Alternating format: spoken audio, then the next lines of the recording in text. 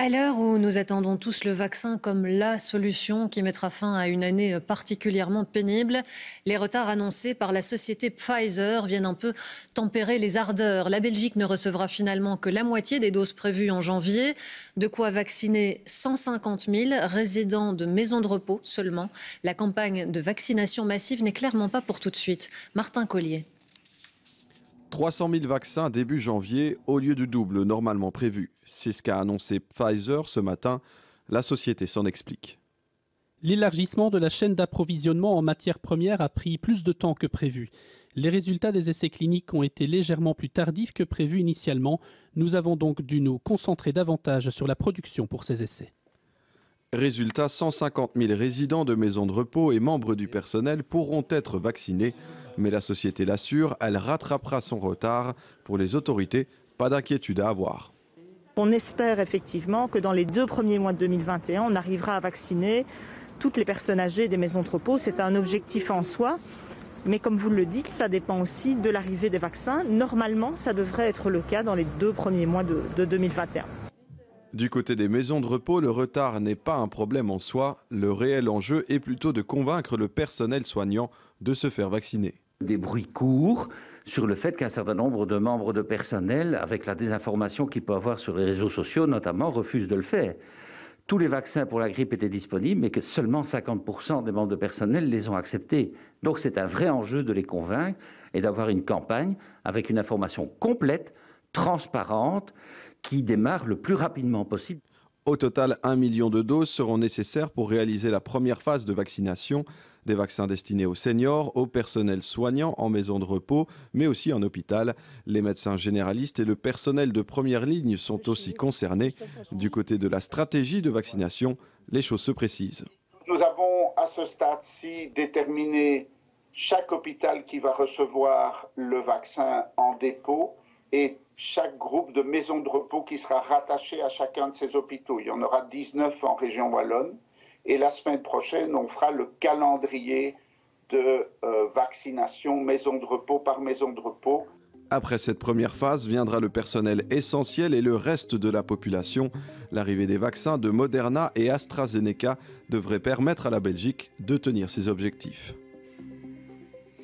Cette campagne de vaccination belge suscite quelques inquiétudes chez les soignants. Bonsoir Élie Cogan, vous êtes professeur de médecine et représentant par ailleurs de la plateforme Take Care for Care.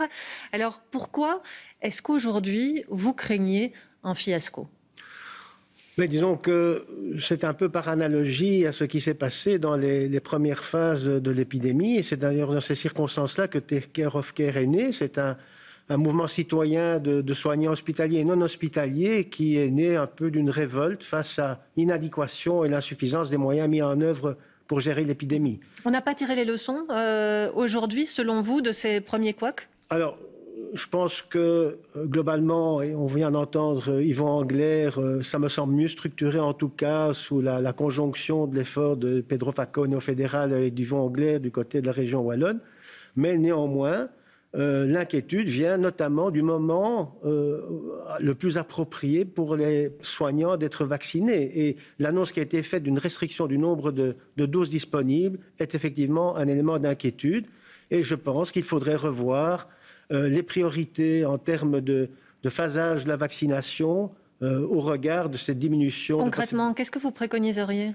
Mais je préconiserais de revoir la position pour la vaccination des soignants. Il est clair que les soignants sont d'une part directement affectés ou possiblement affectés par l'infection par le coronavirus. Ils ont d'ailleurs, comme vous le savez, payé déjà un lourd tribut avec un nombre de décès d'ailleurs conséquent. Et donc il faudrait, à mon sens, revoir les priorités. Donc il ne s'agit pas de redéfinir et de revoir un débat éthique sur le sujet. Il y a beaucoup d'éléments émotionnels de ce point de vue-là. Mais les soignants, à mon sens, devraient être mis un petit peu plus haut dans la chaîne du phasage de la vaccination.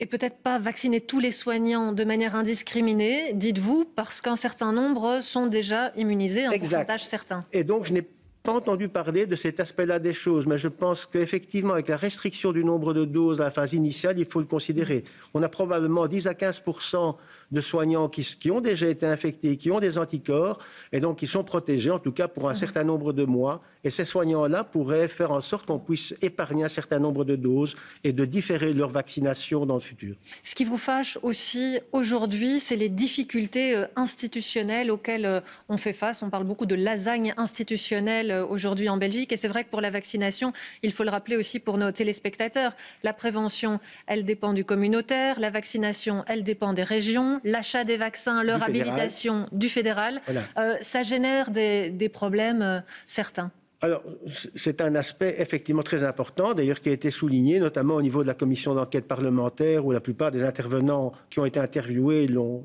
reprécisé. On l'a connu aussi, on l'a transmis au fédéral parce que nous avions été invités par la ministre Wilmès précédemment, mais ce n'est pas que ça. Moi, j'assiste au cours de ces 30-35 dernières années à une déliquescence de notre système de santé. Et ceci va de la pénurie des infirmières non gérées, un numerus clausus non adapté, une pénurie de médecins, en particulier des généralistes, un accès aux médicaments pour des maladies rares, des arrêtés de formation pour les spécialistes qui datent d'il y a 40 ans et les nouveaux arrêtés qui devraient être faits traînent sur le bureau de l'ancienne ministre de la Santé depuis plus de 3 ans. Bref, ça devient un petit peu insupportable, et ce qui m'a fait réagir parce que c'est un petit peu la goutte d'eau qui fait déborder le vase. Donc ce soir, ce que vous demandez, c'est une réforme profonde et complète au-delà de cette crise Exactement, du système de santé. cette crise est un révélateur et il faut profiter de ce révélateur pour revoir l'ensemble. Merci, Monsieur Kogan, d'être venu partager ce point de vue avec nous sur le plateau.